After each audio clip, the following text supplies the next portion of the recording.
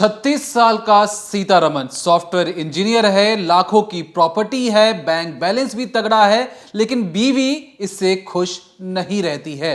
बीवी के शादीशुदा पति होने के बावजूद, 2 बच्चों की मां होने के बावजूद इसी औरत के 8 अफेयर हैं। एक के साथ ये लगातार न्यूड वीडियो कॉलिंग करती है, मतलब कपड़े उतारकर अपने स्कूल वाले दोस्तों के साथ ये न्यूड वीडियो कॉल करती है।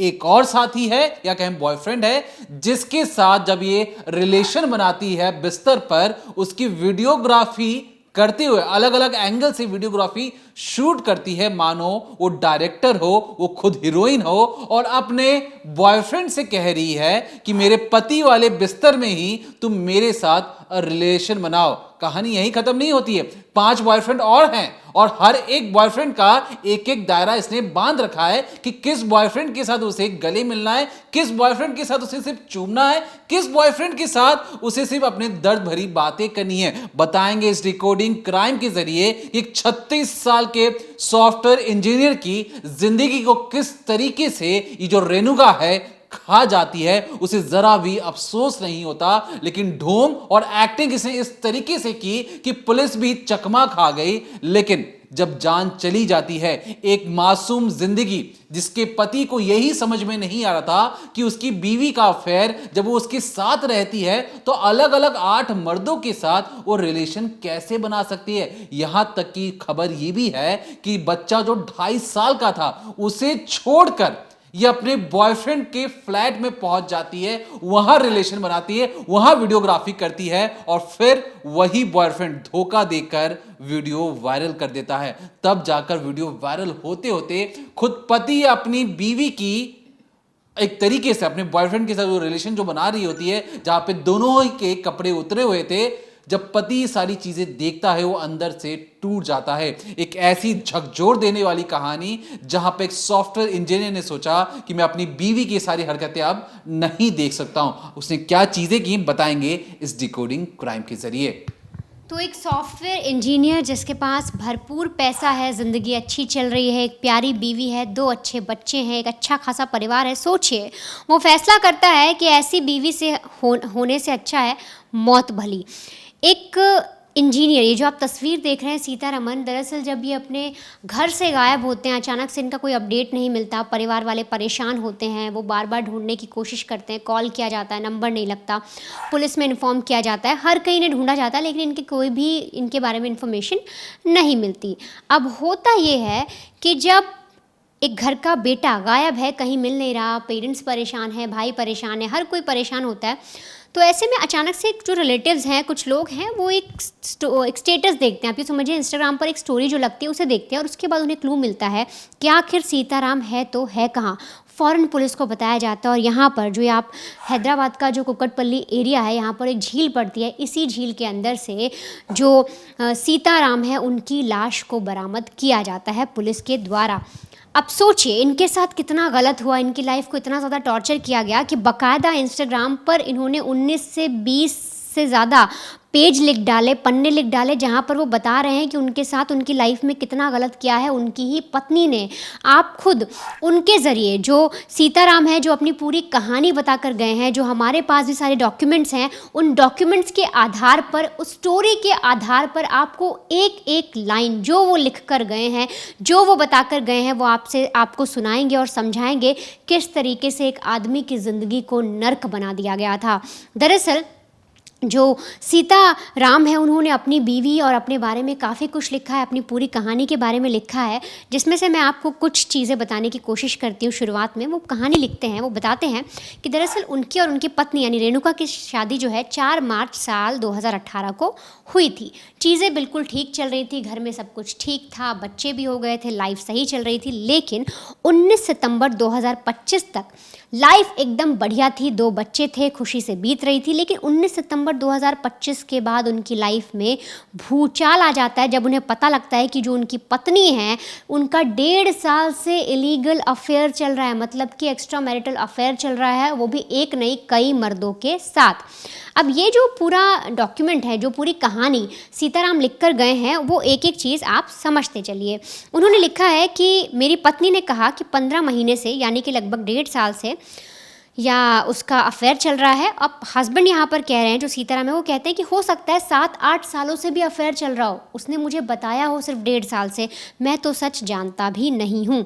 19 सितंबर 2025 की रात 11:22 पर रेणुका जो है वो अपने हस्बैंड के पास जाती हैं और उनसे कहती हैं कि मुझसे एक गलती हो गई है। अब गलती किस बात पे हुई है, तो दरअसल ये जो सीताराम है ये अपनी पत्नी का एक वीडियो देख लेते हैं जहाँ पर उसके कपड़े उतरे हुए हैं, उसके साथ एक दूसरा मर्द है और वो दोनों रिलेशन कायम कर रहे हैं, और वो वीडियो इंस्टाग्राम पर पड़ा हुआ है जिस पर कई लोग कमेंट्स कर रहे हैं, कई लोग उस वीडियो को देख सकते हैं।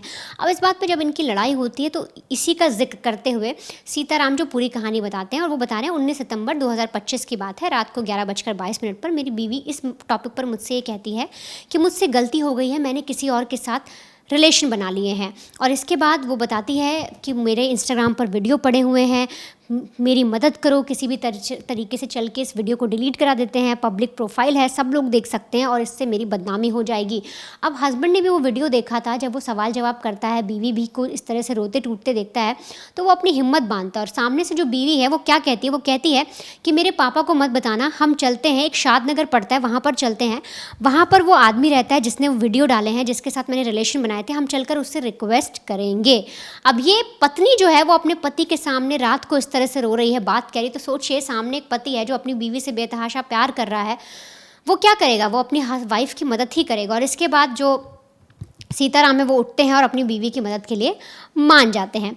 आगे उसी चीज़ों में सीताराम आगे की कहानी बताते हैं। वो कहते हैं कि उस रात आप सोचिए, मैंने अपनी पत्नी को मारा तक नहीं, उस पर गुस्सा नहीं किया, उस पर चिल्लाया नहीं, यहाँ तक कि मेरी नाइट शिफ्ट लगी थी और नाइट शिफ्ट लगे होने के बावजूद मैंने घर पर भी कुछ नहीं बताया। मैंने अपने एक दोस्त को कॉल किया, उसको बताया घर पर कोई इमरजेंसी है, तुम चले जाओ और मुझे कहीं जाना है।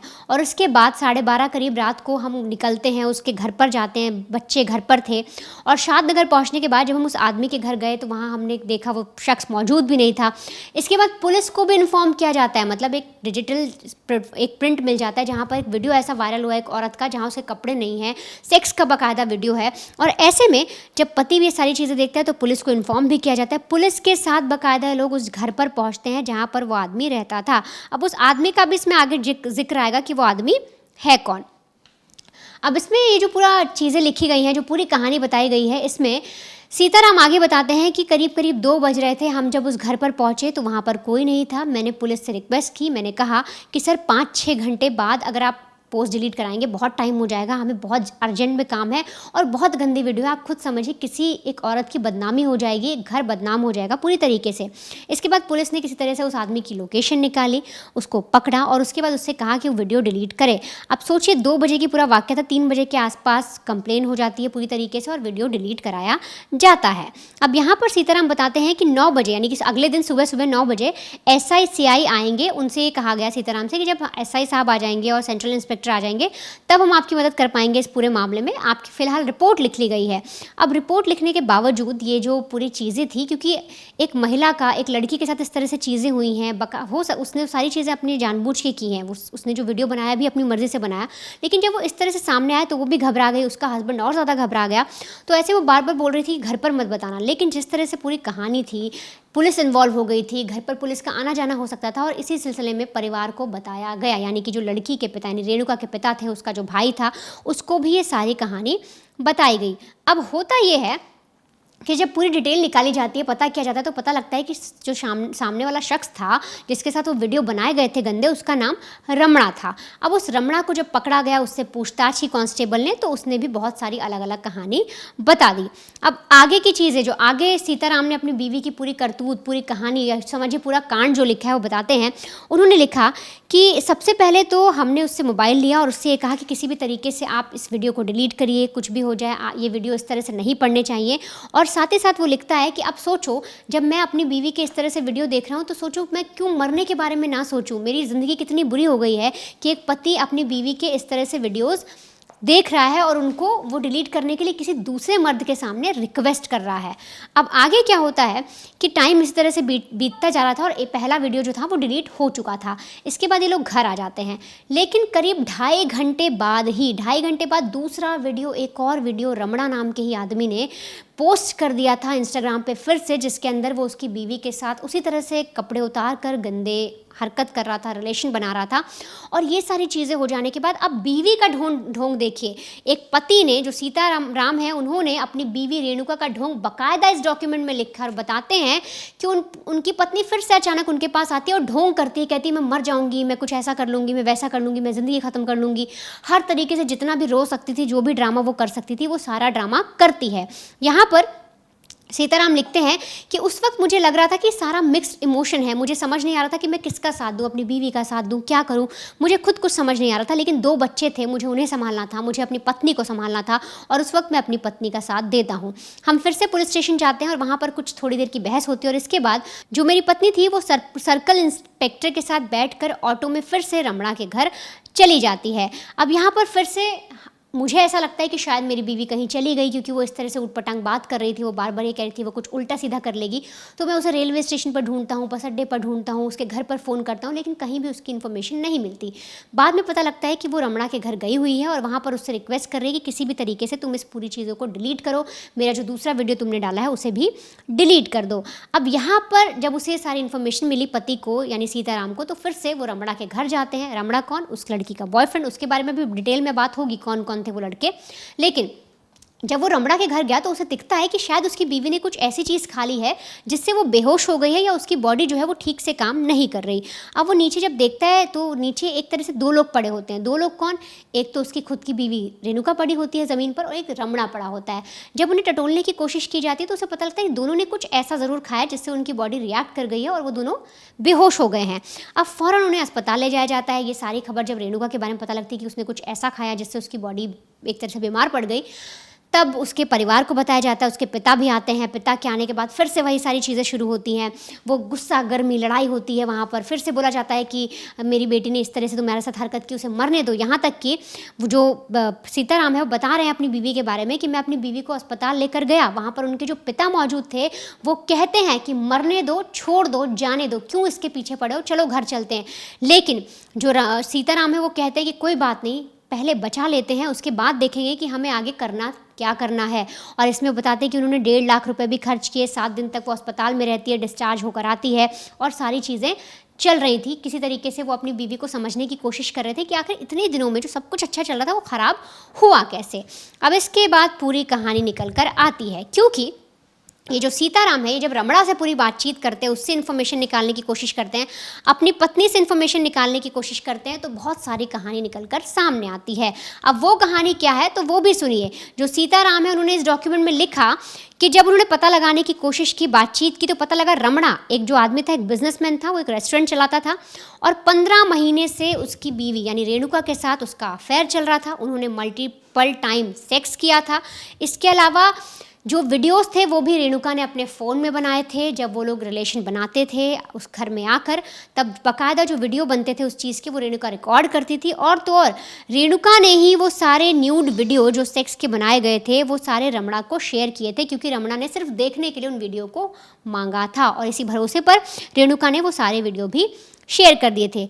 अब इसके बाद इतने पे ही कहानी नहीं रुकती है, एक और नाम आता है श्रवण का। अब श्रवण के बारे में जब पता लगता है पति को तो उसके तो पैरों तले ज़मीन खिसकती है।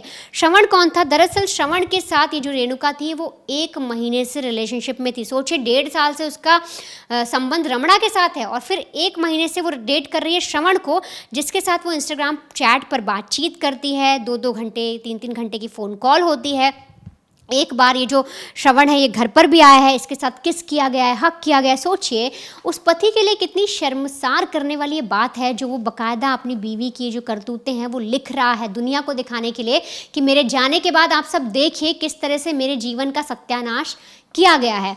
बाकायदा सीताराम इसमें लिख रहे हैं कि श्रवण के साथ मेरी बीवी 1 महीने से रिलेशनशिप में थी, वो एक बार घर भी आया है और घर आने के बाद इन्होंने किस किया है, हक किया है।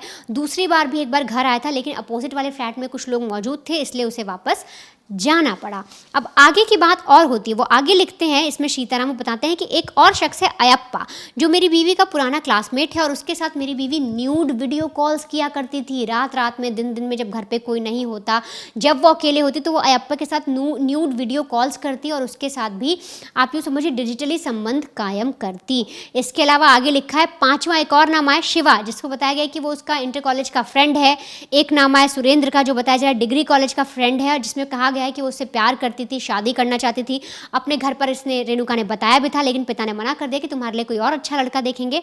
इसके अलावा एक नाम और है वामसी, जो कहा जा रहा है उस लड़की का स्कूल फ्रेंड है, और इनमें से किसी के साथ बैठकर जो ये रेणुका है, इसने बियर भी पी है, इसने सिगरेट भी पी है। तो सोचिए 6-7 लड़कों के मैंने आपको नाम गिनाए, जिनके साथ किसी के साथ ये पूरा पूरा संबंध बना रही है, किसी के साथ हक कर रही है, किसी के साथ अपने दुख दर्द बांट रही है, किसी के साथ घूमने फिरने जा रही है, किसी के साथ न्यूड वीडियो कॉल कर रही है और किसी के साथ सेक्स चैट कर रही है। तो इस तरह से इसने अपनी कैटेगरी भी बांटी हुई थी। ये सारी चीज़ें एक हस्बैंड ने बाकायदा लिखी हैं, बताया है कि कैसे उसकी बीवी क्या क्या चीज़ें कर रही थी। आगे जो सीताराम है वो लिखते हैं कि शादी से पहले और शादी के बाद सारी चीज़ें अलग से बदल गई। मुझे नहीं पता कि मेरी बीवी के हो सकता है शादी से पहले भी ये अफेयर रहे हो। वो साफ साफ, आप इसको अगर मैं आपको दिखाना भी चाहूँ, ये जो आप स्क्रीन पर देख भी रहे हैं, इसमें देखिए आप साफ साफ देखेंगे कि लिखा गया है कि रमणा के साथ 15 महीने, श्रवण के साथ 1 महीने, अयप्पा के साथ न्यूड कॉल्स पर बात होती थी। इसके अलावा ये भी लिखा है कि सुजीता नाम के कोई शख्स के बारे में लिखा गया है, जिसमें कहा गया है कि सारे अफेयर्स के बारे में वो जानते थे, उन्हें पता था कि उनकी जो भी रेणुका है उसका किस किस के साथ नाजायज़ संबंध चल रहा है। इसके अलावा पुराने प्यार, जो पिछले बॉयफ्रेंड्स थे, जो पिछले अफेयर्स थे, उसको सपोर्ट भी किया जा रहा था, इस बात का भी इसमें जिक्र किया गया है।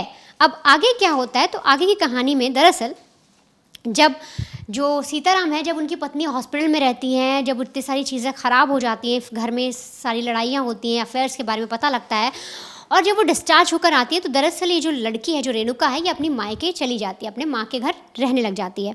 अब यहाँ पर पति है, किसी तरह से अपने बच्चों को पाल रहा था, जूझ रहा था, चीज़ों को किसी तरह से सही करने की कोशिश कर रहा था कि अचानक उसके बाद रेणुका का कॉल आता है। अब रेणुका का कॉल जब आता है, फिर से वो रोती है, फिर से वही ढोंग करती है और नाटक करती है और कहती है कि देखो, मैं तुमसे रिक्वेस्ट करती हूँ, मुझे अपनी गलतियों का एहसास हो गया है, मेरी ज़िंदगी तुम्हारे बिना अधूरी है। ये सारी एक एक बाकायदा लाइन उस पत्नी ने बोली थी, जो एक पति बता रहा है।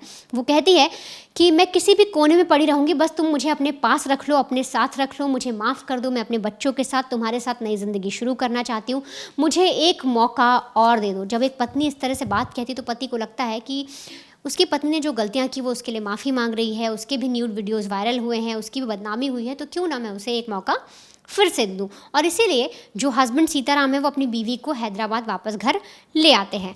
घर लाने के बाद वो इसमें लिखा है, उन्होंने साफ साफ उन्होंने कहा है कि बहुत सारे हमारे इमोशंस मिक्स थे, हम बीच बीच में प्यार कर लेते थे, रो लेते थे, संबंध बना लेते थे, गुस्सा हो जाते थे, बाहर घुमाते थे, रेस्टोरेंट कैफ़े चले जाते थे, लेकिन कहीं ना कहीं कुछ अधूरापन ज़रूर था।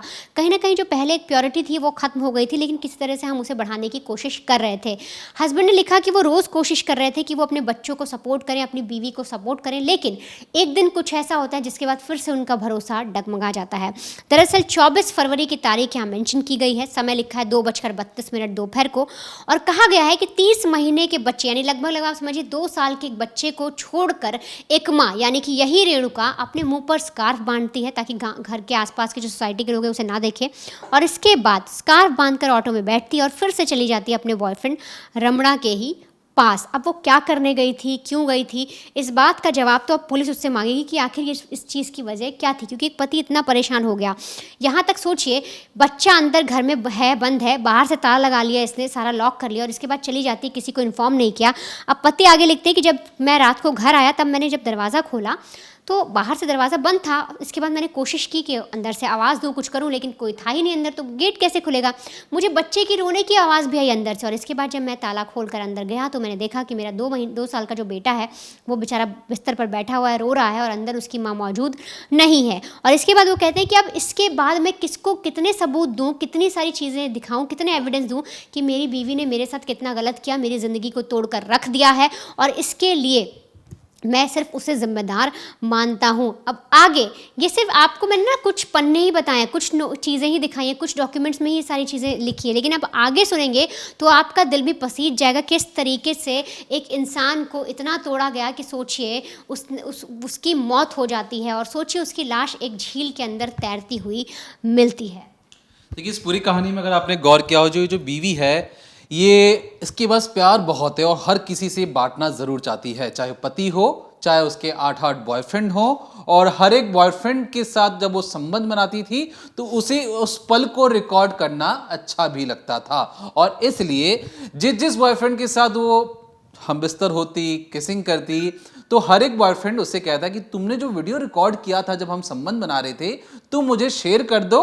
और क्योंकि इस महिला को लगता था, रेणुका को लगता था कि जो मेरे बॉयफ्रेंड है मुझसे सच्चा प्यार करते हैं, मैं भी सच्चा प्यार करती हूं, भले 8 लोगों से कर रही हूं, लेकिन मुझे भरोसा है कि ये लोग इस चीज को बाहर शेयर नहीं करेंगे। और इसी भरोसे के लिए अपने पति को धोखा देकर ये वीडियो साझा कर देती थी व्हाट्सएप के जरिए, तमाम जो प्लेटफॉर्म्स के जरिए, कि ये लो जो हमने पल बिताए थे उसकी ये रिकॉर्डिंग देखो, और इस रिकॉर्डिंग को देखकर तुम ये समझ सकते हो कि रेणुका तुमसे कितनी सच्ची मोहब्बत करती है। अब मैंने आपको ये चीजें क्यों बताई, आपको इस वीडियो के अंत तक समझ में आएगा कि रेणुका क्यों वीडियो शेयर करने के बाद फंस जाती है, क्या है कहानी बताएंगे जरिए। लेकिन उससे पहले समझिए कि जो भी कहानी अब तक वर्णिता ने आपको बताई, इसमें से 90% जब बीवी अपने पति के सामने भीख मांग रही थी कि तुम मुझे अपना लो और मैं तुम्हें सारी सच्चाई बता दूंगी, तो हर एक लफ्ज बोला जो इसमें गया कहानी में, हर एक लफ्ज रेणुका के द्वारा अपने पति को बताया गया है। किस लड़के के साथ कितना अफेयर था, कितनी बार वो हम बिस्तर हुई, कितनी बार उसने किसिंग किया, हर एक चीज को उसने नोट डाउन करके रखा था। अब यहां पर सोचिए उस पति की हालत क्या होगी जो ये समझ रहा था कि मैं तो ऑफिस जा रहा हूं, क्योंकि वो आगे क्या लिखते हैं उस कहानी में, उसको ध्यान से समझिएगा। मनपसंद नहीं होने वाले कॉलेज में मेरे पिता के दबाव में मैं पढ़ाई कर रहा था। अब यहां पर जो ये सॉफ्टवेयर इंजीनियर है, इनका कहना था कि मेरा मकसद कुछ और था, लेकिन मेरे पापा चाहते थे कि मैं सॉफ्टवेयर इंजीनियर बनूं, इसलिए मैंने इस सॉफ्टवेयर इंजीनियर की डिग्री को हासिल किया।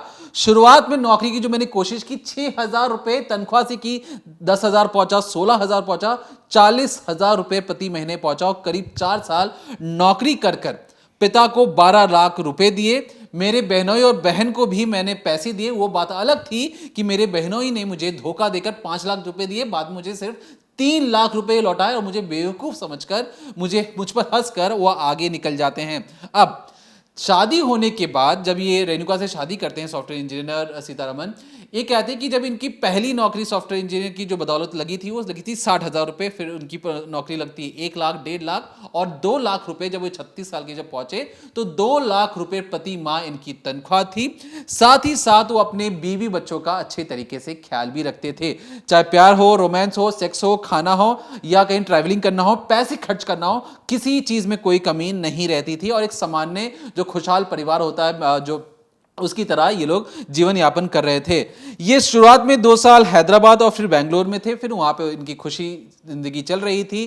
फिर हुआ ये कि शादी के कुछ सालों के बाद जो रेणुका है, इसका झगड़ा शुरू हो जाता है अपने ससुराल वालों के साथ, और इसी की वजह से इन्होंने फैसला किया सीतारमन ने कि मैं अपनी बीवी का साथ दूंगा और अपने माता पिता और जो भाई बहन उन सबको छोड़कर अपनी बीवी बच्चों के साथ अलग जगह पर रहूंगा। अब यहां पर ये अगले 3 साल तक हैदराबाद में रहते हैं शादी होने के बाद, और रेणुका और बच्चे लगातार खुश रहते हैं। लेकिन शादी के 3 साल वो अपने ससुराल में रही, 3 साल वो बाहर रही। और यहां पर जब वो बाहर रह रही थी, क्योंकि ये जो रेणुका ये भी कामकाजी महिला है, ये भी बाहर जाती थी, आती थी, घर पे रहती थी, लेकिन जो सॉफ्टवेयर इंजीनियर सीतारमन, इनके दिमाग में सिर्फ एक ही फितूर था कि मैं कितना ज्यादा पैसा कमा लूं ताकि मैं अपने आने वाली जो पीढ़ी है, अपने बच्चों और बीवी को अच्छी जिंदगी दे सकूं। और सिर्फ उन्होंने अपने ऑफिस लाइफ में अपने आप को बढ़ाने में काम किया, और उसी के बलबूते उनकी सैलरी बढ़ती चली गई। लेकिन उन्हें यह लगता था कि जब भी वो घर पे आते थे अपनी बीवी को सच्ची मोहब्बत से प्यार कर रहे हैं, उन्हें कुछ भी चीजें पता नहीं थी। शादी हुई 2018 में, 2025 में उनकी जिंदगी पलट कर रख दी जाती है। ये जो सारी चीजें हैं, उन्हें पता लगता है कि उनकी जो बीवी का जो वीडियो इंस्टाग्राम पर डाल दिया गया है, और कहीं ना कहीं जो बीवी इस चीज को स्वीकार रही है कि मैंने दूसरे मर्दों के साथ संबंध बनाया। और जब वो हॉस्पिटलाइज्ड हो जाती है, उसका वो फैसला करते हैं कि हम इस शहर को छोड़कर चले जाएंगे, क्योंकि यहाँ पर जिस अकाउंट से शेयर किया गया है उसकी बीवी का जो वीडियो था, उसमें 2000 फॉलोअर्स थे, उसमें तमाम लोग जुड़े हुए थे और हर किसी ने उस वीडियो को देखा हुआ था। इसलिए उस शहर को छोड़कर ये दूसरी जगह चले जाते हैं। लेकिन वहां पर भी रहने के बाद भी ये लगातार एक तरीके से उसका जो अफेयर का जो सिलसिला था वो थम ही नहीं रहा था। और खुद जो बीवी, जब इसे बीवी इसको खुद बता रही थी कि जो मैंने रिलेशन कायम किया जो सीतारमन, मैंने उस चीज़ के पल को रिकॉर्ड कर कर मैंने अपने साथी को भेजा। उस साथी ने, जो इसका जो बॉयफ्रेंड था, इसने इसलिए इंस्टाग्राम पे इस वीडियो को शेयर किया क्योंकि उसे मेरे और भी 3-4 बॉयफ्रेंड्स के बारे में जानकारी मिल चुकी थी और उसे ये चीज़ ये बर्दाश्त नहीं थी। इसलिए उसने बाकी 2-3 बॉयफ्रेंड को जलाने के लिए उसने इंस्टाग्राम पर ये पोस्ट किया कि देखो मैं इस रेणुका नाम की महिला के साथ संबंध बना चुका हूं, ये मेरी गर्लफ्रेंड है, तुम लोग इससे दूर रहो। जब रेणुका ये सारी चीजें अपने पति को बताती, सोचिए पति की जमीन तले खिसक जाती है कि उसे लगता है कि मेरी बीवी ये क्या बातें कर रही है और किस तरीके की बेतुकी बातें कर रही है। लेकिन बार बार जो सीतारमन ये कहते कि मैंने अपनी बीवी को ना मारा, ना टॉर्चर किया, ना गाली दी, मैं अपनी बीवी को समझाता रहा कि चलो बीवी से गलती हो गई, हमें आगे बढ़ना पड़ेगा, और इसके बावजूद भी वो संभल नहीं रही थी। और खुद सीतारमन जो अकेले बैठ के सोचते रहते थे कि जो आगे वो लिखते हैं कि उनके बीच में क्या सिर्फ भारी रोमांस और सेक्स ही जरूरी हो चुका था इस जिंदगी में, क्योंकि उनका ये भी मानना था कि एक महिला अगर सच्चा प्यार किसी से करती है तो सच्चा प्यार करे ना उसके साथ, उसी के साथ संबंध बनाए। लेकिन 8-8 मर्दों के साथ आप रिलेशन में जाते हो, हर एक मर्द के साथ आप वीडियोग्राफी करते हो, आप मुझे भी नहीं बताते। मतलब सीतारमन का ये कहना है कि उनकी वाइफ ने ये नहीं बताया कि आपके साथ मैं नहीं रह सकती हूं, और सीधे तौर पर उन्होंने लड़की के मायके वालों पर भी सवाल उठाए कि जब रेणुका के पास रिलेशन था किसी और लड़के के साथ, तो मायके वालों ने, या कहें लड़की के मायके वालों ने जोर जबरदस्ती शादी किसी कहीं और क्यों कर दी, क्योंकि रेणुका अब भी अपने बॉयफ्रेंड को नहीं छोड़ पाई थी। साथ ही साथ वो 3-4 लड़कों के साथ एक ही वक्त में संबंध भी बना रही थी। अपने पति के बिस्तर पर से संबंध बनाना ज्यादा मजा आता था, और इसलिए हर एक बॉयफ्रेंड को अपने घर बुलाकर अपने पति के बिस्तर पर उसे संबंध बनाने के लिए विवश कर देती थी, और वहीं पर वीडियोग्राफी होता था। अब यहां पर लगातार उसका ये कहना था कि मुझे में कोई बुरी आदत होती पति का कि मैं सिगरेट या शराब पी रहा हूं, तो बात समझ में भी आती, मेरी बीवी ने क्यों इस तरीके से दूसरे मर्दों के साथ संबंध बनाए, ये उनके समझ में नहीं आ रहा था। और बार बार उनका ये कहना था कि अगर वो इस तरीके की जो पति पत्नी के बीच जो रिलेशन होते हैं अगर वो नहीं बना पा रहे हैं, तो बीवी उनको एक बार बताती तो सही। लगातार 7 साल बाद उनको समझ में आ रहा है कि उनकी बीवी उन्हें धोखा दे रही थी, वो भी तब वो उनको चीजें पता नहीं लगती, वो ऑफिस में ही काम करते रह जाते, क्योंकि बीवी का वीडियो वायरल हो चुका था, बॉयफ्रेंड नहीं मान रहा था, तब जाकर इन्हें समझ में आता कि बीवी ने तो बहुत बड़ी गलती कर दी, दूसरा कोई होता तो छोड़ देता, लेकिन वो अपनी बीवी को थाने लेकर जाते हैं। लेकिन बावजूद इसके बीवी फिर से ढोंग करती है, एक्टिंग करती है, और इस चीज को लेकर वो लिखते हैं कि मुझे समझ में नहीं आ रहा कि मेरी बीवी इस तरीके से हरकत क्यों कर रही है। आगे वो लिखते हैं कि बचपन से ही मैंने अपने माता पिता को कभी भी परेशान नहीं किया, कम से कम अपनी जिंदगी में साइकिल तक नहीं मांगी, और अपनी पढ़ाई भी पूरी की। खुद सीतारमन बचपन से टॉपर रहे हैं, और टॉपर रहने के बाद उन्होंने हर तरीके से अपने परिवार की मदद करने की कोशिश की, लेकिन बावजूद इसके वो हार चुके हैं अपनी जिंदगी से। वो आगे कहते हैं कि मैंने हैदराबाद में अपने फ्लैट, कार, बाइक, एक और फ्लैट में निवेश किया जो कि 28 लाख का था, 2 प्लॉट, दोस्त के साथ 40 लाख का इन्वेस्टमेंट कर रखा है उन्होंने, पीएफ में 15 लाख है, म्यूचुअल फंड है, एलआईसी है, टर्म इंश्योरेंस है। टर्म इंश्योरेंस मतलब जब अगर पति मर जाएगा तो उसके बाद जो सारे पैसे हैं किसे मिलेंगे, परिवार को मिलेंगे, बीवी और बच्चों को मिलेंगे। वही बीवी जो अलग अलग 8 मर्दों के साथ संबंध बना रही है, उसके बच्चों के लिए सुकन्या योजना के तहत पैसे लगा रखे हैं, सोने पे पैसे लगा रखे हैं, हेल्थ इंश्योरेंस ले रखा है, 1.5 एकड़ का नंदयाल में जमीन ले रखी है, 6 एकड़ का मरकापुर में जमीन ले रखी है, एक जमीन गांव में भी ले रखी है, और 5 सेंट प्लॉट नंदयाल में एक और जगह इन्होंने खरीद रखी है।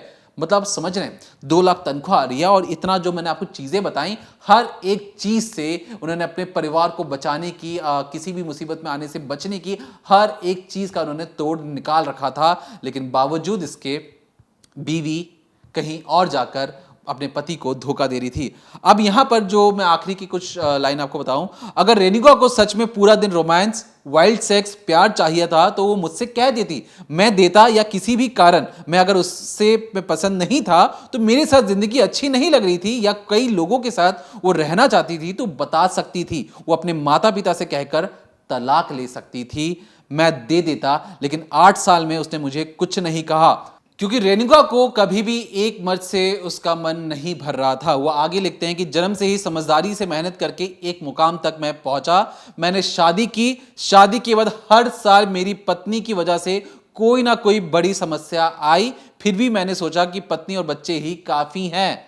याद रखिए, एक मर्द कह रहा है कि कितने भी खर्चे आ जाएं, कितनी भी मुसीबत आ जाएं, मेरे लिए तो मेरी बीवी और बच्चे ही काफ़ी हैं। उनसे बड़ी ज़िंदगी मैंने ना देखी, ना ही उनसे मैं जाके परे सोच सकता हूं। लेकिन पत्नी ने भरोसा तोड़कर ऐसा किया।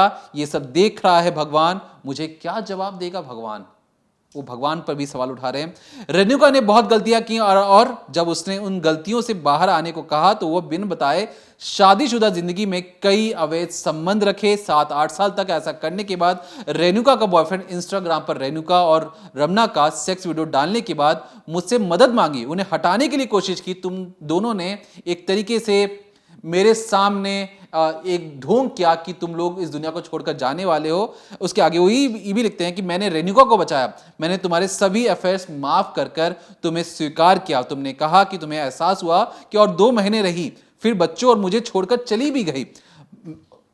अब इसके आगे बहुत सारी ऐसी बातें लिखी हैं जो हमें बताने में भी रोंगटे खड़े हो रहे हैं। डर लग रहा है कि ये जो सॉफ्टवेयर इंजीनियर है, सोचिए किस तरीके की उसने पढ़नों के जरिए अपनी पूरी जिंदगी उड़ेल दी कि पिछले 7-8 सालों में उसके साथ क्या क्या जातियां हुई हैं, और कोई जाति देने वाला कोई बाहर का शख्स नहीं था, उसके दिल के करीब वाला शख्स था जिसने शादी की, बच्चे पैदा किए, और उसी के लिए वो सारी चीजें प्रॉपर्टी बना रहा था कि मेरी बीवी और बच्चे खुश रह सकें, एक मालकिन कहला सकें। अब वो आगे भी कहते हैं कि उसे बाहर कर दिया और रमना पर केस करवा दिया। अब उन्होंने कहा कि जब ये सारी चीजें पता लगी तो रमना पर उन्होंने केस भी कर दिया, लेकिन 2 हफ्ते रिमांड में भेजा ताकि रेणुका को एहसास हो। 2 महीने तक उसके माता पिता ने हर तरह से कोशिश की, फिर उसे एहसास हुआ कि और हुआ, वो वापस आई। मतलब हॉस्पिटल जाने के बाद अब सोचिए कोई पति टूट जाएगा, मायके वालों को भी पता है, तो मायके वाले अपनी बेटी को अपने घर लेके गए। लेकिन मायके वालों को भी पता था कि बेटी अगर बच्चलन हो चुकी है तो कब तक यहीं पर रहेगी। मायके वालों के समझाने बुझाने के बाद रेणुका को होश आता है। रेणुका फोन करती है कि अरे आप, मैं आपसे ही सच्चा प्यार करती हूं, आप मुझे अपने घर पे कहीं कोने पे रख लेना, आगे कोई ऐसी गलती नहीं होगी। गलती तो नहीं होगी, लेकिन गलती दोबारा उससे होती है। 2.5 साल की बच्ची को छोड़कर वो भाग जाती है, दोबारा अपने बॉयफ्रेंड के साथ हम बिस्तर होने के लिए वो पागल हो चुकी थी। अब यहां पर वो पूरी दुनिया को कहते हैं कि सबको मैं अलविदा कहता हूं, लेकिन ये जो पूरी कहानी उनकी है वो ये कहते हैं कि बंद दीवारों के अंदर कुछ इस तरीके की बात होती हैं जो जब तक बंद दीवारों के अंदर रहें तो अब तक अच्छी हैं, लेकिन अगर इसे कोई सोशल मीडिया या तमाम तरीकों से वायरल करता है तो किसी की जिंदगी टूट जाती है। सोचिए ये जो शख्स था जो आज हमारे बीच में होता, इसकी जिंदगी यूं ही चल रही होती और इसकी पीठ के पीछे इसकी बीवी, अब तक तो 8 ही हैं, कई सारे उसमें स्कूल के दोस्त हैं, अपने स्कूल के दोस्तों को इसकी बीवी अब तक नहीं भूल पाई है, और हर किसी से एक तरीके से किसिंग करना, हक करना, ये इसका मिलने का तरीका बन चुका था। और उसने बैरियर बना रखा था कि किस लड़की के साथ मुझे किस करना है, किसके साथ मुझे हक करना है, किसके साथ मुझे एक तरीके से सेक्स करना है, किसके साथ मुझे अपने पति के बिस्तर पर रिलेशन बनाते हुए वीडियो बनाने हैं और उसे शेयर करना है। ये हर एक लड़के का उसने दायरा सुनिश्चित कर रखा था, और अपने पति के साथ उसने सुनिश्चित किया था कि मैं अपने पति के साथ ही अब बच्चा पैदा करूंगी और किसी और के साथ नहीं। तो सोचिए एक जो महिला एक बार में 8 उसने अपना दायरा बांध रखा है कि किसके साथ उसे कब कब क्या क्या करना है। ऐसी महिलाओं को एक तरीके से नमन है कि उनके दिमाग में पता नहीं क्या चल रहा था। जब 36 साल का इंजीनियर, उसकी जब लाश झील में मिलती है शहर के बीचों बीच, एक पढ़ा लिखा कमाने वाला किसी कंपनी में काम कर रहा था, एक अच्छे पोस्ट पे था, उस कंपनी के लोगों ने अच्छा दोस्त खोया, एक तरीके से उस कंपनी ने एक अच्छा एम्प्लॉय खोया, माँ बाप ने अपना बेटा खोया, पिता जो बच्चों ने अपना पिता खोया, एक बीवी ने क्या खोया? कुछ नहीं, क्योंकि बीवी को अपने पति का एक तरीके से एहसास नहीं था। पति जो जो चीज़ें कर रहा था वो उसके लिए नमक बराबर थी कि अरे फेंक दिया, मक्खी जैसे दूध में से मक्खी निकाल के फेंकते हैं, आप फेंक दिया। लेकिन जो सीतारमन ने जाते जाते जो चीज़ें बताई पूरी दुनिया को, एक तरीके से रोंगटे खड़े करने वाली है, डराने वाली है। फिलहाल के लिए पुलिस ने रेणुका को तो अरेस्ट किया है, साथ में 3 लोगों को और भी अरेस्ट किया है। लेकिन अगर हम आपको बताएं कि जो धाराएं लगेंगी ना, बहुत ही मामूली धाराएं लगेंगी, क्योंकि ऐसी कोई उकसाने के लिए या हत्या करने के लिए, प्री प्लान मर्डर के लिए ऐसी कोई गंभीर धाराएं नहीं जोड़ी जाएंगी। शायद आने वाले वक्त में रेणुका और उसके जो बॉयफ्रेंड्स हैं वो छूट भी जाएं, हमारे बीच में घूमें, लेकिन आपको पता होना चाहिए कि जो सारी जो चीज़ें हैं कितनी ज़्यादा घातक और ख़तरनाक हैं। सिर्फ अपने जिस्म की आप भूख मिटाने के लिए आप किसी की जान ले लेते हैं, आप परवाह नहीं करते कि वो किस चीज़ से जूझ रहा है, क्यों जूझ रहा है। सोचिए, सीतारमन जैसे लोग जो अपनी बीवी के 8 अफेयर को यूं ही माफ़ कर देते हैं और उसके बाद भी उसकी बीवी किसी और के साथ भाग जाती है, तो ये सच में रोंगटे खड़े करने वाली कहानी और एक सबक देके ज़रूर जाती है हमारे समाज को कि आप सोचें, समझें, फिर कुछ करें। फिलहाल के लिए देखते रहिए decoding crime, Monday to Friday शाम 7:30 बजे, ओनली ऑन क्राइम तक।